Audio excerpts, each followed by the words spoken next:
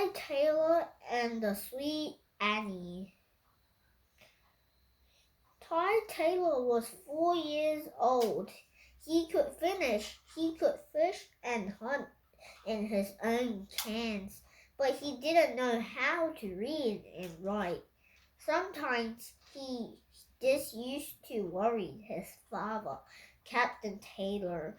I don't want him grown up and grown, he said to his beautiful wife, Teeny Tamari, the sister of the moon. It seems to me he knows too much already, said Mermaid. He was practicing a dance this morning, and when he stamped, the whole beach shocked. The fish swam over to the next day. That's just it, said Captain Taylor. Soon he will be old enough and big enough and strong enough to think nobody can teach him anything besides suppose he wants to travel some days. How will we know how he's getting on useless unless he can send a letter? No, he got to learn to read and write. But who will teach him? Said Mermaid. I have heard of a very good teacher who lives on my mysterious island, Chickarumba, said Captain Taylor. It's only 1,000 kilometers away. We better take him there. At 4, Tai was young to go to school, but he looked 10 and he walked 20 and walked 20. As for his strength, well, you couldn't measure that by years. When he sneezed and knocked a book over, Tai was a light brown in colors with big black. The sun found a golden queen in that hair. As for the hair was rambling at the far side of the family too.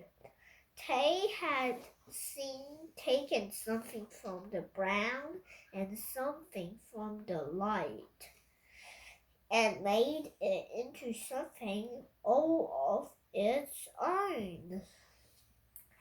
Of course, Captain Taylor was the sailor. Mermaid was the sister of the moon, and the moon tells the sea what to do. She wasn't afraid of a journey beside her terrible great navigators. She packed up some lunch and she and Captain Taylor and their son Tai got on board the sailing ship, which was called the Sweet Annie. Off they went. The wind caught the sails, and the ship flew over the waves, which was the Sweet Annie liked to do best. Unfortunately, it wasn't very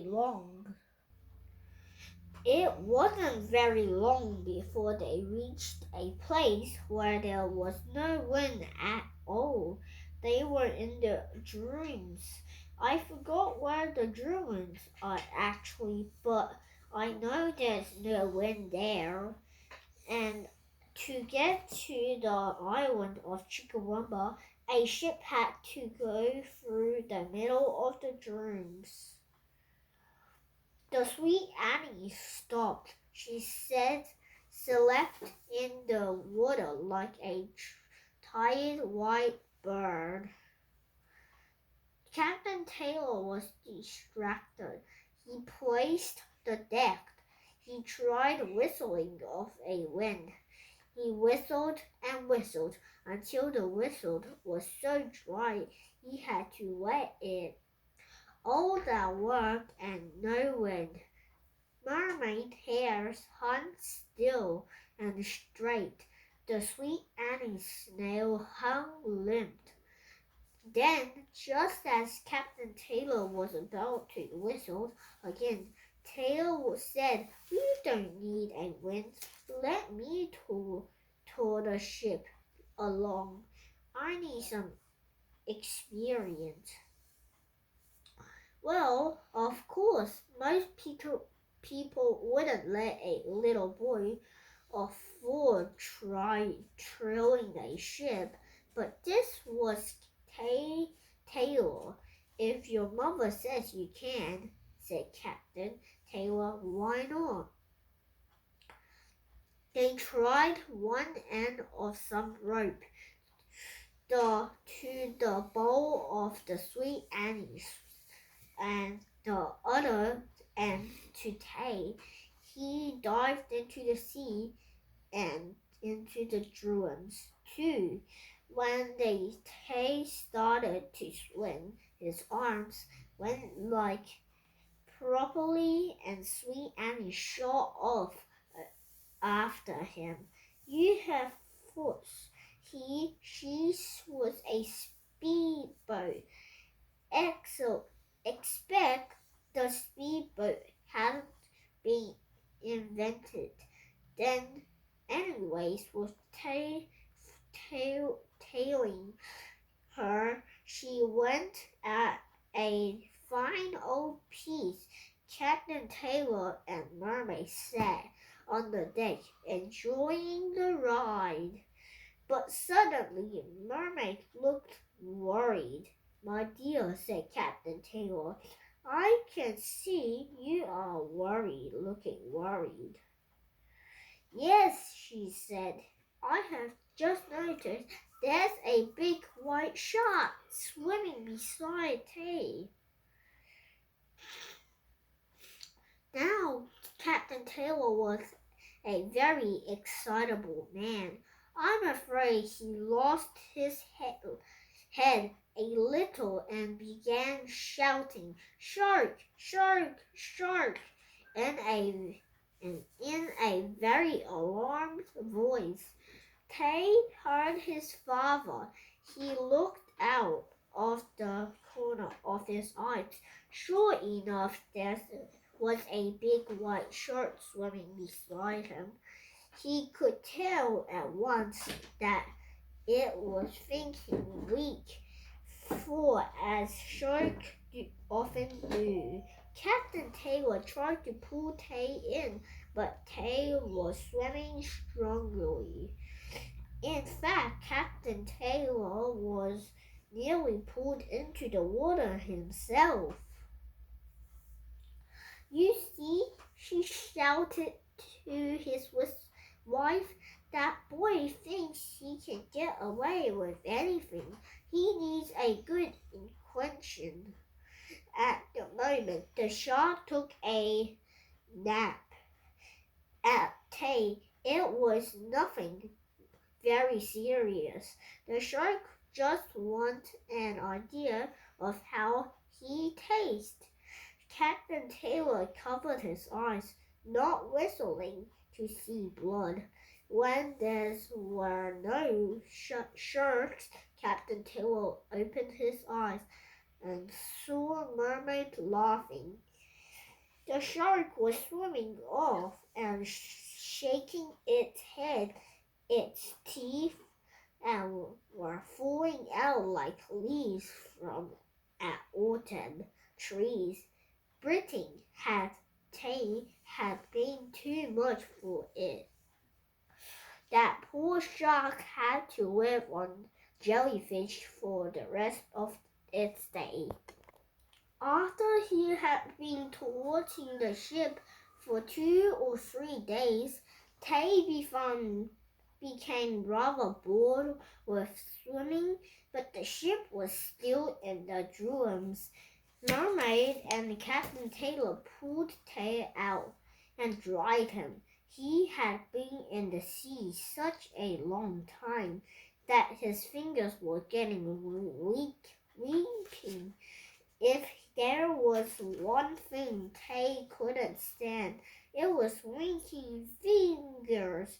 I will have a light snack and think about this, he said. He had a don't yet 10 eggs, a bunch of bananas and pineapples.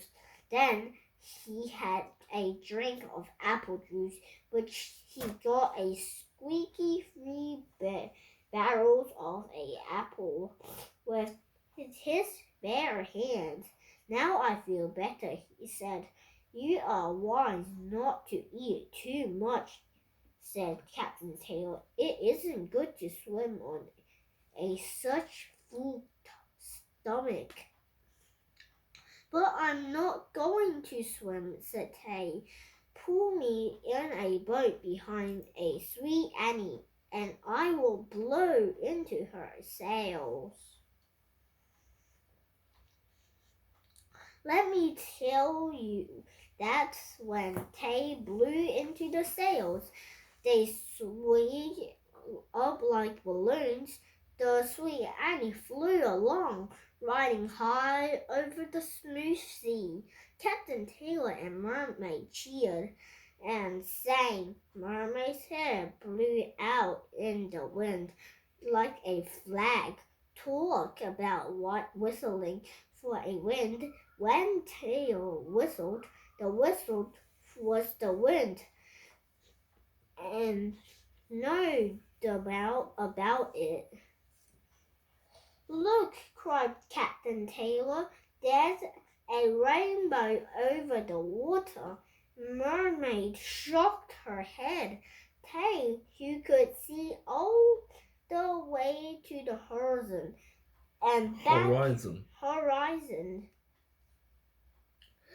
and back again, cried it's the mysterious island of Chickarumba. We have arrived at least. Now, not many people had to swim and pull a boat in order to get to school. Tai Taylor not only swore, but whistled also, as he adventured on the island. Well, anyways, a story altogether. If you are ever swimming and you see a shark beside you, winky shark face, funks, don't miss the chance to look at its teeth. If they are sharp, swim politely and firmly away. But if they are broken or short, you will know that the shark dentist from the great white Chickarumba shark, which it was silly enough to try napping. Tai Taylor, they don't often have heroes like Tai Taylor nowadays. The end.